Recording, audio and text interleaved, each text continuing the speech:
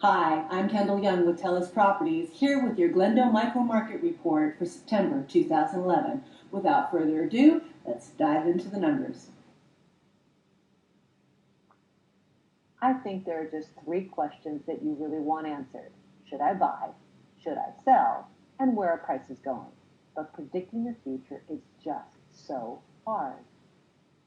Last month, we talked about the month supply of inventory and how it helps us predict whether we're in a seller's market or a buyer's market. For single-family homes in Glendale, inventory continues its downward trend in the number of homes on the market. The number of homes sold also continues a gentle downward trend, while the number of homes that enter escrow is experiencing a gentle upward trend. This gap means that it's getting harder to close those escrows. Month supply of inventory is holding steady at 4.3 months, which is a neutral market, and the average price per square foot has fallen 7% from this time last year. Are prices going down? Well, that's exactly what I want to talk about, because the answer is depends.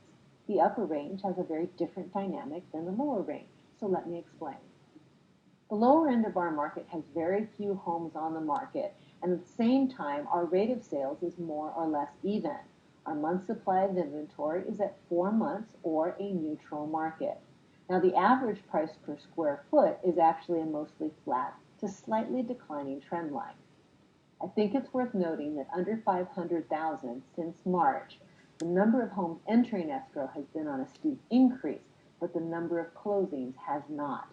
This means that closing a home in this price range is especially difficult. Sellers, pick your buyers very carefully. Buyers look great on paper, but it takes tremendous people skill and technical skill to close a deal. Buyers, understand you have serious competition from a lot of other buyers and very few homes to choose from. So how is the mid-range different? Well, it turns out that the $500,000 to $750,000 range is the most active, with the most closings, contracts, and listings. The month supply of inventory is currently at 2.8, which is solid seller's market. The prices, in fact, have been rising since May. However, that price has fallen 7% from last year. So the news is great for the sellers, but if you're a buyer, all is not lost. Focus on the really low interest rates and the fact that prices are down from the last few years. A home you find now will serve your family well for years to come. In the upper end of sales, above 750, the rate of sales has been pretty steady all year. Not a lot of sales, but steady.